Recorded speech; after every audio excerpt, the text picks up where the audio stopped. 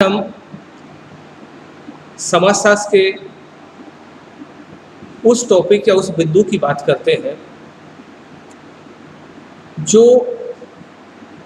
सबसे पहला बिंदु माना जाता है किसी भी विषय के लिए कि समाजशास्त्र क्या है,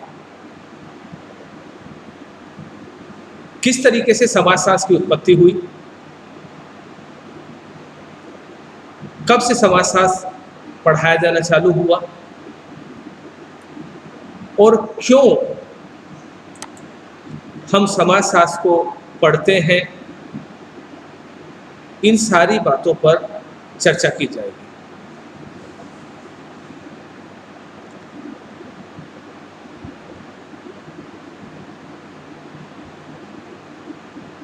सबसे पहले हम बात करते हैं कि हम किसी भी ज्ञान को क्यों प्राप्त करते हैं और ज्ञान प्राप्ति किस लिए आवश्यक होती है। हम जब पढ़ाई करते हैं तो हमारा मुख्य उद्देश्य होता है ज्ञान प्राप्ति।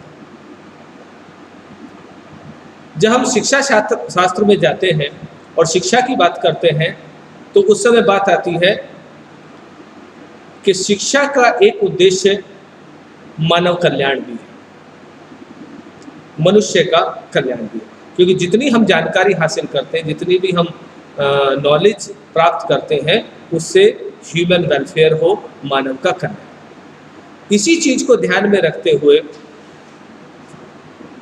अगस्त कॉम्ट साहब ने ये विचार किया कि जब हम पूरे ज्ञान का आधार मानव कल्याण रखते हैं तो क्यों ना एक ऐसा विषय बनाया जाए जिसमें हम मानव के बारे में अध्ययन करें, जिसमें हम मानव के व्यवहार का अध्ययन करें, मानव की उन गतिविधियों का अध्ययन करें जिससे उनका व्यवहार प्रभावित होता है। तब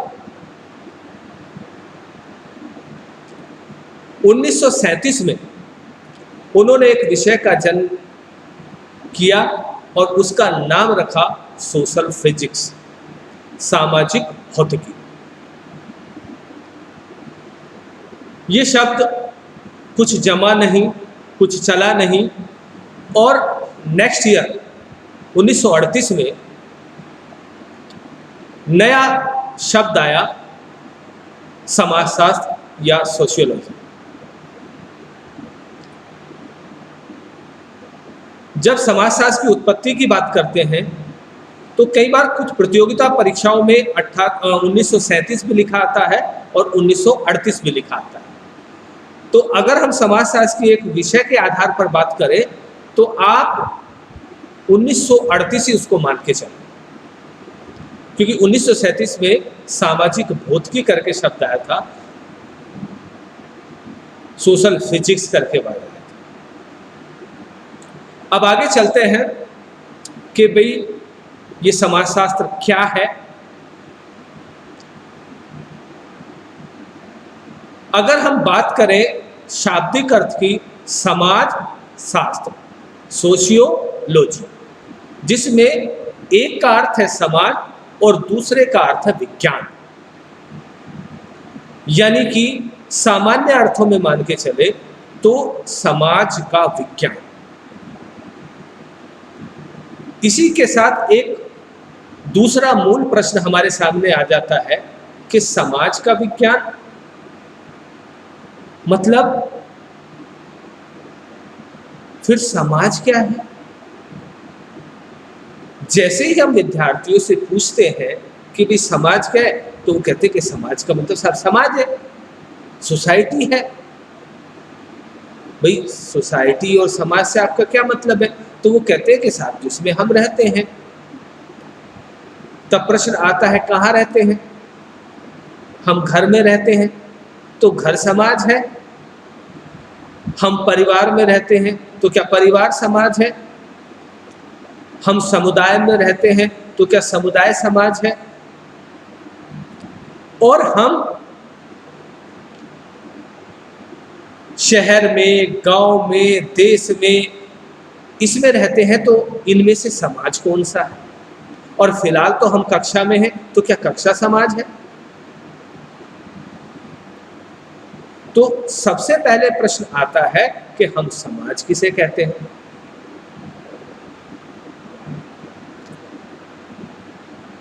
जब भी हम किसी विषय को पढ़ते हैं तो उस विषय की अपनी एक शब्दावली होती है। अगर हम रसायन शास्त्र पढ़ते हैं तो वहां पानी को H2O कहा जाता है, और जब हम आम भाषा में अपने घर जाकर अपनी मदर से कहें, अपने माता से कहें, अपनी बहन से कहें कि जाओ एक गिलास H2O ले आओ, तो वो क्या कहेंगे? बोले क्या कह रहे हो आप? लेकिन सामान्य अर्थों में जब हम कहेंगे कि एक गिलास पानी ले आओ, तो वो समझ जाते हैं। तो दो तरीके की भाषा है, एक तो आम लोगों की जो भाषा है, जो आम लोग बोलते हैं, जिसको हम लेमैन की लैंग्वेज बोलते हैं, और दूसरा है जो विषय विशेषज्ञ की भाषा है।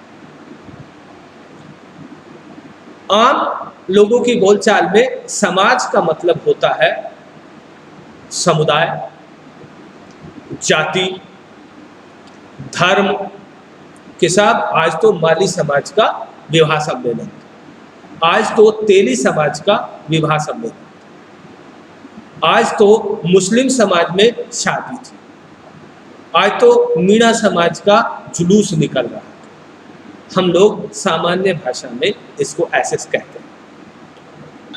लेकिन नमस्कार, आज तब हम कहते हैं कि किसी पर्टिकुलर सोसाइटी में या किसी विशिष्ट या विशेष जाति या धर्म में कोई समारोह था, कोई बात थी, उस चीज़ में हम जो है समाज का सामान्य अर्थ लगाते हैं। लेकिन जब हम किसी विषय विशेषज्ञ या समाजशास्त्र की भाषा में समाज को समझने की कोशिश करते हैं तो सबसे पहले हमें मैकाइवर और पेज की बात याद आती है। मैकाइवर और पेज ने अपनी पुस्तक सोसाइटी एंड इंट्रोडक्टरी एनालिसिस में बताया है कि समाज क्या है? समाज सामाजिक संबंधों का जाल है, या समाज सामाजिक संबंधों का ताना बाना है।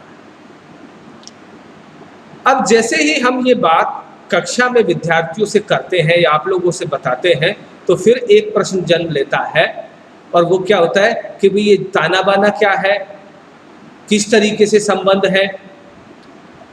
तब हम बताते हैं कि जब एक व्यक्ति एक परिस्थिति में रहता है जिससे भी वह अंतःक्रिया करता है, तब उसका एक रिलेशन या एक संबंध उससे बनता है। जैसे हमारा मित्रता का संबंध है, हमारा टीचर स्टूडेंट का रिलेशनशिप है, जैसे हमारा जो है आपस में दोस्ती का संबंध है, जैसे हमारा दुकान पर जाते हैं तो ग्राहक और दुकानदार का संबंध है, जब हम बस में जाते हैं तब हमारा पैसेंजर और कंडक्टर और ड्राइवर का संबंध है।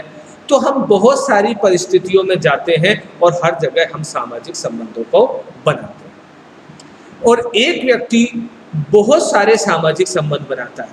हाँ, यहाँ एक बात और बताना महत्वपूर्ण है कि ज़रूरी नहीं है कि ये जो सामाजिक संबंध है हमारा मित्रता का ही हो, दुश्मनी में भी हमारा सामाजिक संबंध है, वहाँ दुश्मनी का संबंध है। अगर हम किसी को पसंद नहीं करते हैं, नापसंद करते हैं, उससे लड़ते हैं, झगड़ते हैं, तो हमारा संबंध उससे भी है, दुश्मनी का संबंध है, तो वो हमारे सामाजिक संबंध है। और इन सामाजिक संबंधों में बहुत सारे संबंध, सामाजिक संबंध एक व्यक्ति बनाता है, और इन सामाजिक संबंधों की एक श्रृंखला बनती चली जाती है, और इन सामाजिक संबंधों की जटिलता या कॉम्प्लेक्सिटी एक ऐसा जाल बनाती है जिसको हम समाज कहते हैं। अगर इसको हम ऐसे समझें कि एक परिवार है जिसमें पति, पत्नी और उसके अविवाहित बच्चे हैं, जिसको समाजशास्त्रीय भाषा में हम नाभिकीय परिवार कहते हैं या न्यूक्लियर फैमिली कहते हैं। सपोज एक व्यक्ति है, उसकी पत्नी है, उसके 4 बच्चे हैं, 2 लड़के हैं और 2 लड़कियां। तो उस परिवार में कुल कितने संबंध हैं? सामान्यतः कहते हैं कि सब 3 संबंध है। पति पत्नी का संबंध है, बेटे का संबंध है, बेटी का संबंध है। यही अगर हम बात करें तो हमें पता चलता है कि इस परिवार में 8 संबंध हैं। 8 संबंध: पति और पत्नी का संबंध, पिता और पुत्र का संबंध, पिता और पुत्री का संबंध, माता और पुत्र का संबंध, माता और पुत्री का संबंध, भाई और बहन का संबंध, भाई और भाई का संबंध और बहन का संबंध।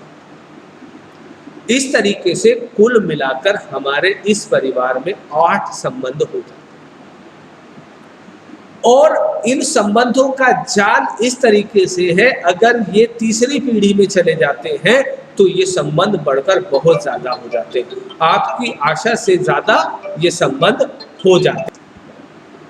तब हम कहते हैं कि किसी पर्टिकुलर सोसाइटी में या किसी विशिष्ट या विशेष जाति या धर्म में कोई समारोह था, कोई बात थी, उस चीज में हम जो है समाज का सामान्य अर्थ लगाते हैं। लेकिन जब हम किसी विषय विशेषज्ञ या समाजशास्त्र की भाषा में समाज को समझने की कोशिश करते हैं तो सबसे पहले हमें मैकाइवर और पेज की बात याद आती है। मैकाइवर और पेज ने अपनी पुस्तक सोसाइटी एन इंट्रोडक्टरी एनालिसिस में बताया है कि समाज क्या है? समाज सामाजिक संबंधों का जाल है या समाज सामाजिक संबंधों का ताना बाना है।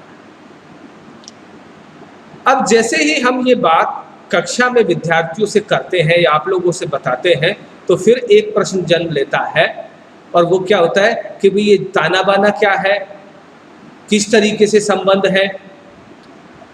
तब हम बताते हैं कि जब एक व्यक्ति एक परिस्थिति में रहता है जिससे भी वह अंतःक्रिया करता है, तब उसका एक रिलेशन या एक संबंध उससे बनता है। जैसे हमारा मित्रता का संबंध है, हमारा टीचर स्टूडेंट का रिलेशनशिप है, जैसे हमारा जो है आपस में दोस्ती का संबंध है, जैसे हमारा दुकान पर जाते हैं तो ग्राहक और दुकानदार का संबंध है, जब हम बस में जाते हैं तब हमारा पैसेंजर और कंडक्टर और ड्राइवर का संबंध है। तो हम बहुत सारी परिस्थितियों में जाते हैं और हर जगह हम सामाजिक संबंधों को बनाते हैं। और एक व्यक्ति बहुत सारे सामाजिक संबंध बनाता है। हाँ, यहाँ एक बात और बताना महत्वपूर्ण है कि जरूरी नहीं है कि ये जो सामाजिक संबंध है हमारा मित्रता का ही हो। दुश्मनी में भी हमारा सामाजिक संबंध है, वहाँ दुश्मनी का संबंध है। अगर हम किसी को पसंद नहीं करते हैं, नापसंद करते हैं, उससे लड़ते हैं, झगड़ते हैं, तो हमारा संबंध उससे भी है, दुश्मनी का संबंध है, तो वो हमारे सामाजिक संबंध है। और इन सामाजिक संबंधों में बहुत सारे संबंध, सामाजिक संबंध एक व्यक्ति बनाता है और इन सामाजिक संबंधों की एक श्रृंखला बनती चली जाती है और इन सामाजिक संबंधों की जटिलता या कॉम्प्लेक्सिटी एक ऐसा जाल बनाती है जिसको हम समाज कहते हैं। अगर इसको हम ऐसे समझें कि एक परिवार है जिसमें पति, पत्नी और उसके अविवाहित बच्चे हैं, जिसको समाजशास्त्रीय भाषा में हम नाभिकीय परिवार कहते हैं या न्यूक्लियर फैमिली कहते हैं। सपोज एक व्यक्ति है, उसकी पत्नी है, उसके 4 बच्चे हैं, 2 लड़के हैं और 2 लड़कियां। तो उस परिवार में कुल कितने संबंध हैं?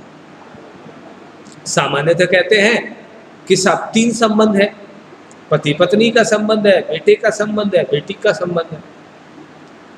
यही अगर हम बात करें तो हमें पता चलता है कि इस परिवार में 8 संबंध, 8 संबंध, पति और पत्नी का संबंध, पिता और पुत्र का संबंध, पिता और पुत्री का संबंध, माता और पुत्र का संबंध, माता और पुत्री का संबंध, भाई और बहन का संबंध, भाई और भाई का संबंध, और बहन और बहन का संबंध। इस तरीके से कुल मिलाकर हमारे इस परिवार में 8 संबंध हो जाते हैं। और इन संबंधों का जाल इस तरीके से है, अगर ये तीसरी पीढ़ी में चले जाते हैं तो ये संबंध बढ़कर बहुत ज्यादा हो जाते हैं, आपकी आशा से ज्यादा ये संबंध हो जाते हैं।